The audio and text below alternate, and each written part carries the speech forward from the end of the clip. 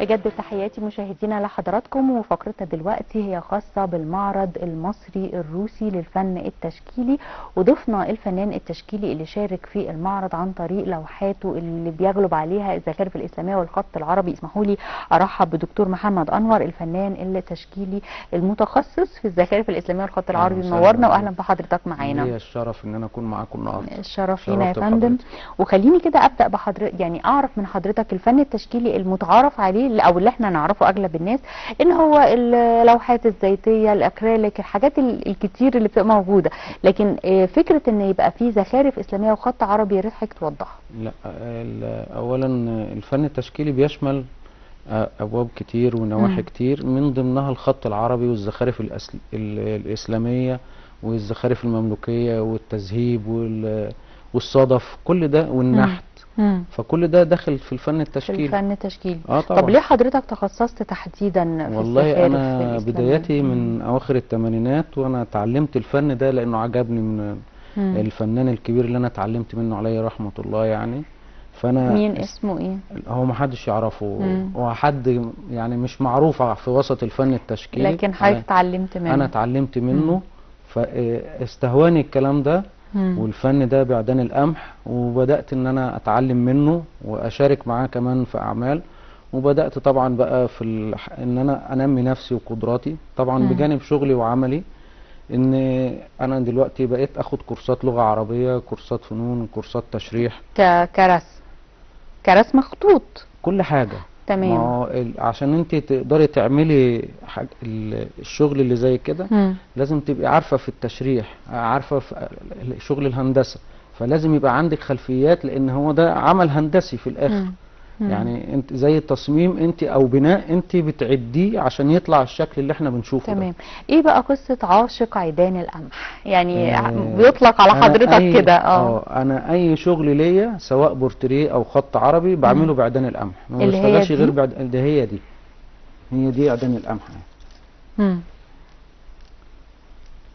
ده حضرتك بتجيبها من بتيجي من الارض الزراعيه، من الارض الزراعيه كده على طول، وتبتدي تشتغل عليها بدون معالجه بدون اي حاجه؟ لا، ازاي؟ طب ازاي بقى؟ بيجي زي العقل كده، والعقل دي بتتشال، واللحاء الخارجي بيتشال زي كده، وبتتقطع وتتفرد بالطريقه دي، وبنتعامل معاها كمان بالحراره عشان تبقى بالاشكال دي، كلون تاخد لون تاني. طبعا. وفي صبغ وتلوين، بس انا مش من هواة الصبغ والتلوين لان هو الخامه الذهبيه بتاعته لوحديها. بص حضرتك، ما زي في اللوحات باينه في اللوحات. فهو لكن حضرتك بتعمل كل ده بمفردك؟ يعني طبعا. انت اللي بتقطعها وبتعملها، وانا بجيبه بيبقى اعدام طويله زي اللي موجوده في الارض، وانا ببتدي بقى انضفه واقطعه عقل واقسمه ويتفرد ويتكوي ويتجهز. وبعدين ببدا انا بقى احدد الماكيت بتاعي اللي انا هشتغل عليه، وبعمل النسخه بتاعته، وببتدي بقى بيبقى في ماكيت عندي انا بشيله، ده الماكيت الاساسي، وفي ماكيت اللي انا بشتغل عليه بقى، لان ده هو بيتلزق. يعني ده بيتلزق عود كده. بيتلزق بايه؟ بغيره يعني؟ انا بلزقه بالغيره الابيض، لانه بيبقى الخامه بتاعته شديده وما يحلش. بس هل دي الخامه الوحيده اللي حضرتك بتشتغل بيها في شغلك؟ بعيدان القمح بس مفيش حاجه في مدخلات بقى جماليات زي البرونز، الترتر، الخرز، دي جماليات بتساعد زي البورتريهات او في اللي هي الصوره اللي فيها هيتعرض معانا الشغل على الشاشه. فدي بقى بتبقى حاجات جماليات بتضاف او تضيف للعمل حاجات بسيطه.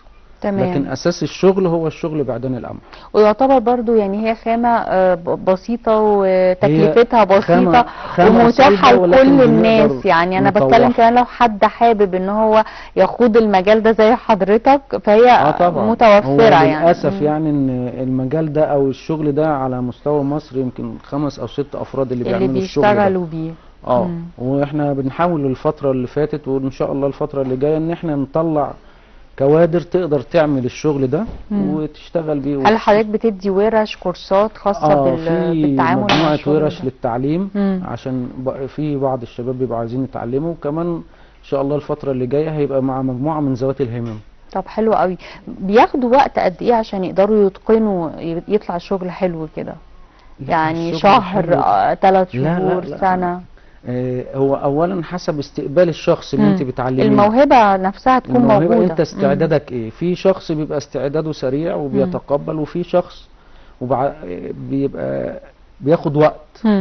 وبعدين لازم كمان ان انا كحد بيتعلم انمي نفسي في ان انا حتى لو انا مش هدرس، على الاقل ان انا اقرا في فنون الرسم، اصول الرسم، التشريح، الحاجات دي كلها هتفيدني انا معنويا تمام وشكليا وفي التكنيك والتنفيذ. طيب هل عيدان القمح بره مصر برضو بيستخدموه كفن تشكيلي ولا الموضوع مش منتشر؟ ممكن في الهند وباكستان على برضه مش منتشر قوي، مش زي عندنا هنا. لا وهنا اصلا مش منتشر. حضرتك بتقول 5 تقريبا اللي بيشتغلوا بيه. لغايه اواخر الستينات ونص السبعينات كان اي بيت في مصر وفي انا الفلاحين فاكره يعمل الحاجات الكلام دي في الافلام القديمه فعلا كنا بنشوف حاجات، لكن مع الوقت ما بقاش حد بيعمل الكلام ده. لذلك انا بقول لك على مستوى مصر. هل لانه بياخد وقت؟ فكر برضو انك تجيب العود وتقطعه وتعالجه، فاكيد بياخد وقت طبعا. فالناس بتبقى احنا في عصر السرعه دلوقتي. هو ده في ميزه، عيدان القمح فيها ميزه ان اولا هو خامه طبيعيه، مخرجاتها تكاد تكون صفر، خامه معمره. يعني انا بعمل اللوحه دي تقعد 30 و40 سنه تغير لها البرواز وتشتغل تاني. وبعدين خامه طبيعيه، لا بتحط لها ملمعات ولا مثبتات، هو بس اللزق عشان تثبت. هي كمان علشان خامه طبيعيه اعتقد انها مناسبه ان انت من خلالها توضح الفولكلور المصري والحاجات اللي جايه من البيئه المصريه. اكتر شيء انا طبعا اكتر شيء بشتغله الخط الكوفي. يعني عندنا هنا المدنه والقبه دول خط الكوفي المضفر، وفي كوفي مربع، وفي خط النسخ. انا عامل اسماء الله الحسنى تمام بخط النسخ، وايه الكرسي خط النسخ، بس دول مقاسات اللي معانا على الشاشه رسول الله دي خط ايه؟ كوفي قطعت خلاص. اللي هي عامله زي الصدف غامق وفاتح دي. دي لا اله الا الله. دي اللي هي مدنه وقبه، ده كوفي مضفر. عايزه اعرف بقى من حضرتك المعرض المصري الروسي، يعني كان استقبال الناس للاعمال دي ايه؟ والله هو ده اولا هي المركز الثقافي الروسي، وده كان معرض لفنانين جمعيه الصداقه المصريه الروسيه. تمام. وكنت انا ليا الشرف ان انا اكون احد الموجودين. هو اللي بيتعرض على الشاشه ده الكوفي المضفر. كنت ليا الشرف ان انا اكون احد الفنانين الموجودين في المعرض ده، وعرضت اللوحه اللي كانت موجوده على الشاشه دلوقتي. وطبعا حمامه السلام، ودي كان ليا الشرف ان هي اتعرضت على اكتر من موقع في باريس. ما شاء الله. له الفن ده له عشاقه وله الناس اللي بتحب تتفرج عليه وتشوفه.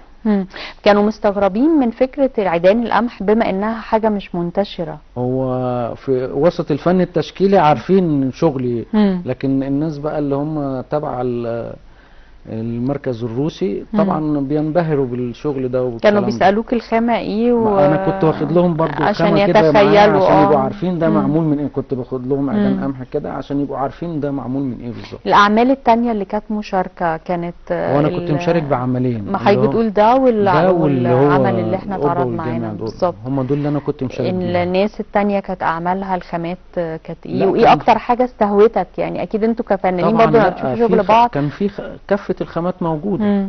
يعني في رسم زيت واكريليك وابرو وموزايك، وكان في اعمال يدويه. فكان في المجال مفتوح. اكتر حاجه استهوت حضرتك ايه؟ لا هو انت حته ان الحاجه اللي استهوتني دي انا ما بيستهونيش غير الكلام ده، لكن انا يعجبني بعض الاعمال. طبعا في فنانين كبار كانوا موجودين طبعا، ومش عايز اذكر حد او حد لا عشان ما حدش يزعل، لكن كانت اعمال مميزه كلها لان كلهم فنانين ذات قيمه في الوسط الفن التشكيلي. هل كان في موضوع معين بيغلب عليه المعرض ولا الموضوع كان مفتوح؟ لا الموضوع كان مفتوح. هو كان معرض طبعا، المعرض كان اسمه في حب روسيا، وكان المجموعه القايمه على المركز الثقافي الروسي كلها كانت موجوده. فطبعا احنا في ميزه ان جمعيه الصداقه المصريه الروسيه الجزء الخاص بالفنانين التشكيليين في مجموعه يعني قيمه جدا من الفنانين، واعمالهم كانت لها صدى كبير يعني، طب واتذاع على بعض القنوات، وفي حاجات اتذاعت في روسيا. هل كانت الأعمال كلها برضو زي حضرتك كده حمامة السلام؟ لا في مختلفة يعني طبعا، كان مثلا داخل فيها البيئة المصرية، الفلاحة المصرية، ولا المواضيع كانت لا ملهاش علاقة بحاجة بعينها؟ ما هو هنا كل فنان له تخيله وله علشان حضرتك بتقولي اسمه في حب روسيا، فيعني انا قلت ممكن على اساس ان هو اول معرض يتعمل لمجموعة جمعية الصداقة المصرية الروسية للفنانين الأعضاء. تمام. فده طبعا هنا حتة ان هي لا احنا ماسكين على شيء معين كلنا شغالين عليه، لا ما هو لازم يبقى فيه تنوع. طبعا دي محمد رسول الله، محمد دي دي ايد في ايد دعوة للحب والسلام. دي محمد رسول الله عربي ومحمد انجليزي. جميل. فطبعا يعني دي كلها بعيدان القمح. انا شغلي كله بعيدان القمح، وزي ما انت شايفه فيه الاضافات والحليات الصغيره دي بتبقى بالترتر والخرز. تمام. طيب هل حضرتك كان ليك اي معارض تانية طبعا أنا منفرد ولا برضو جماعية؟ اخر معرض فردي ليا كنت عامله في اتيليه القاهره. طبعا اتيليه القاهره هو من اعرق الاماكن الفنيه في مصر، وكان ليا الشرف ان انا عرضت في الاوبرا في قاعه زياد بكير والهناجر، عرضت في قاعه الفنون في الاهرام، قصر ثقافه الانفوشي، مكتبه مصر في الدقي، في اماكن كتير. الورد ده برضو بعيدان القمح؟ تمام. والاحمر ده بقى اللي هو البرونز، دي المدخلات والاضافات اللي انا بقول لحضرتك عليها. اللي هو البورتريه ده التجديد بقى، ان انا ما بشتغلش لغه عربيه بس او خط عربي بس او زخارف اسلاميه، لا بنخش شويه في فن البورتريه كده.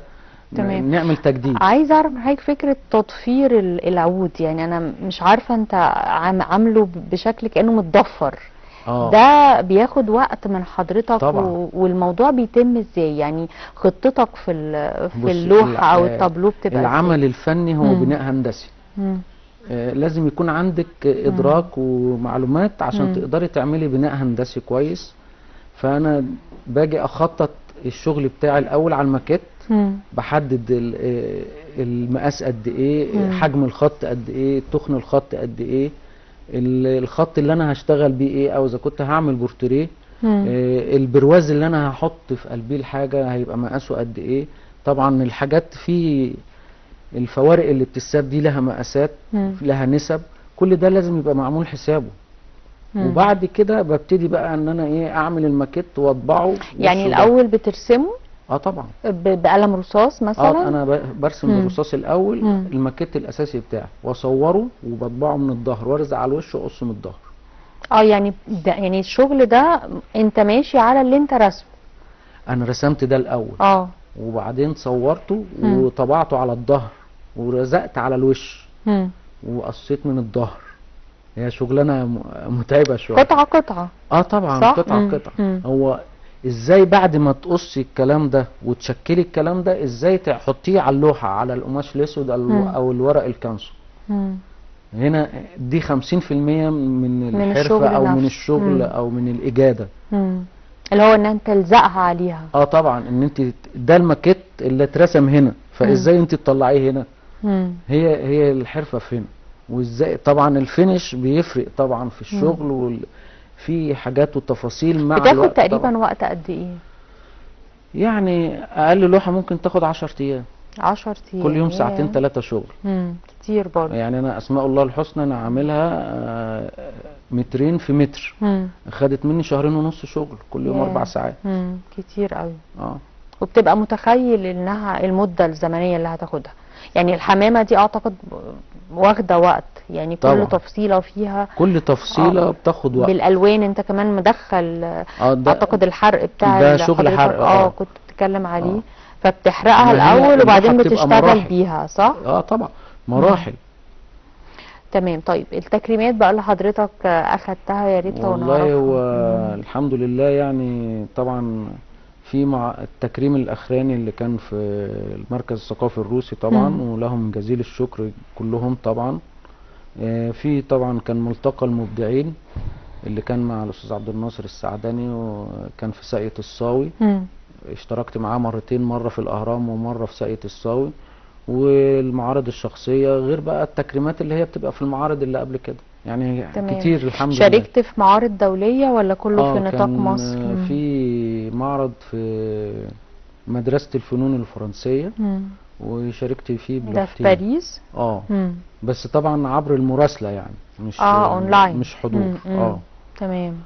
طيب ايه الحاجات اللي حضرتك محضرها بقى الفتره اللي جايه؟ ان شاء الله الفتره اللي جايه ان شاء الله هنخش ان احنا نبتدي نعلم مجموعه من الشباب العاديين ومجموعه من شباب ذوي الهمم، ان احنا نعلمهم الشغل ده، ونحاول ان شاء الله بعد ما نخليهم يعملوا انتاج كويس نعمل لهم معرض. وهل في لوحات قريب حضرتك برضو ناوي تقدمها؟ طبعا افكار إن شاء الله. جديده؟ بس يعني انا كنت يعني في وعكة صحية من قريب، فربنا يسهل ان شاء الله. في اكتر من حوالي 3 لوحات او 3 اعمال جداد ان شاء الله في المعرض اللي جاي قريب. وان شاء الله على اول السنة في احدى الدول العربية يعني في اتفاق ان احنا نكون حاضرين في معرض هناك ان شاء الله بالشغل ده. ربنا يوفق حضرتك دكتور محمد انور، الفنان التشكيلي، قسم طبعا زخارف اسلاميه وخط عربي. نورتنا. شكرا لحضرتك. شكرا لحضرتك. مشاهدينا لسه مكملين مع حضراتكم، هنروح معاكم لفاصل، نرجع مع هبه ماهر، خليكم معانا.